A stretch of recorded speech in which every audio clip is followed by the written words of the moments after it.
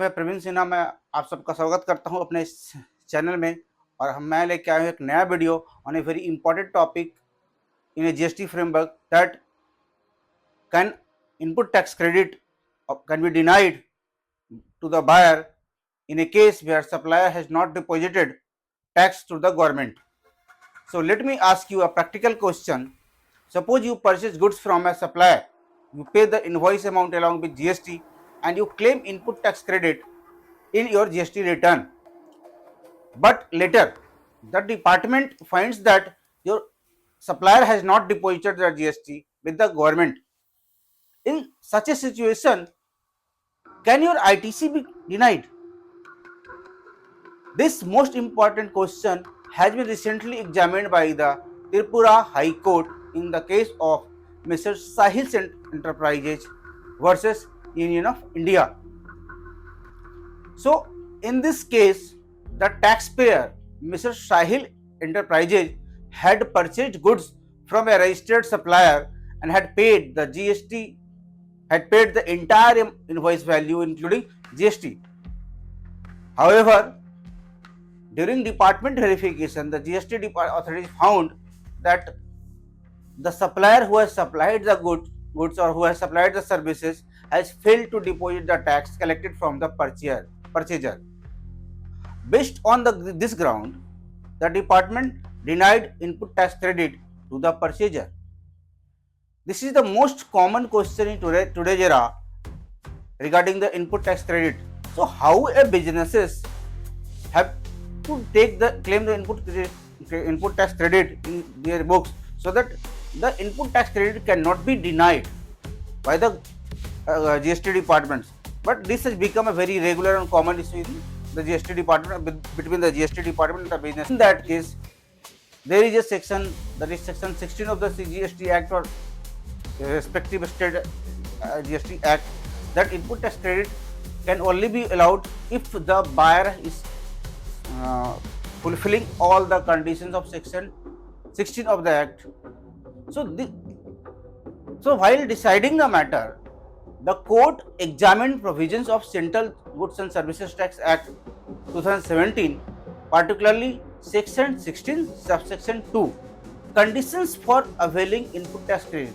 Section 16 section subsection 2 prescribes the condition for availing input tax credit.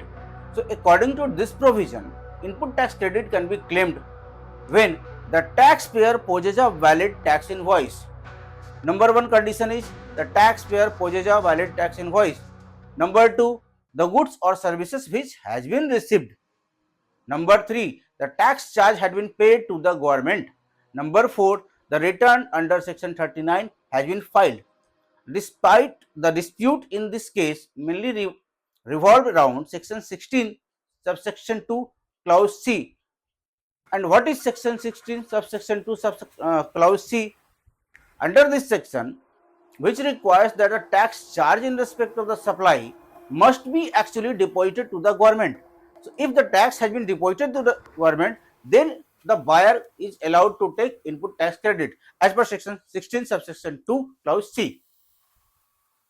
But what question of law before the court was, the primary legal question before the court was whether the input tax credit can be denied to a bona fide purchaser merely because the supplier failed to deposit the tax with the government under section 16 subsection 2 clause C of the GST Act.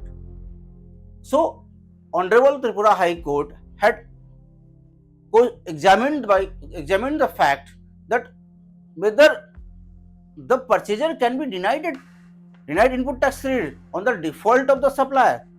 So the court also examined the factual aspect of the transaction, including whether the purchaser actually received the goods,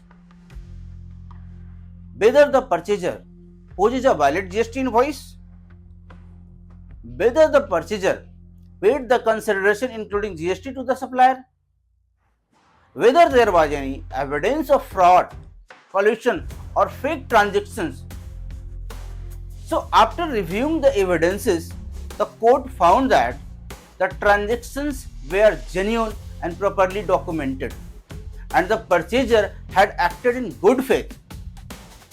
So, Honorable Tripura High Court observed in this case that a purchaser has no control over the supplier compliance with respect to the tax payment obligation. Therefore, denying input tax credit to a bona fide purchaser would be unjust and contrary to the objective of the GST framework. So, this observation has been done by the Honorable Tripura High Court.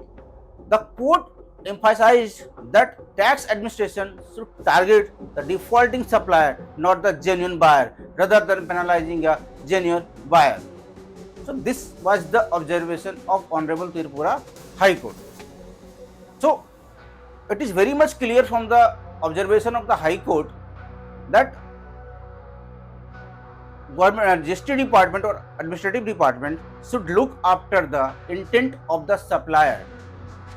They should not deny the input tax credit of the input tax buyer. So finally, the Honorable Tripura High Court has given judgment in favor of Sahil Enterprise, that yes, Sahil Enterprise has satisfied all the conditions. He has purchased the goods or services, procured the goods or services from the supplier, paid the having valid tax invoice, had paid the entire amount, had purchased the goods. So all the conditions of section 16 subsection 2 is being satisfied the Sahil Enterprise, but the tax has not been departed by the other party, by the supplier. So it's not the default of the Sahil Enterprise. So finally, Tripura High Court given the judgment in the favor of Sahil Enterprise, and on the basis of this judgment, what a businesses should take care. A businesses should take care regarding the while procuring the goods or services from the supplier, they have to ensure that ensure that whether the supplier having the valid GST registration. Number 2, whether he is depositing tax on the regular basis.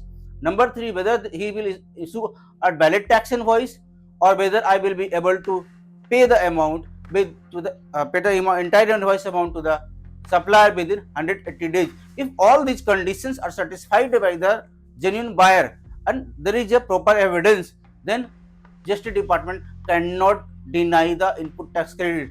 So let's prepare properly, act smartly and plan accordingly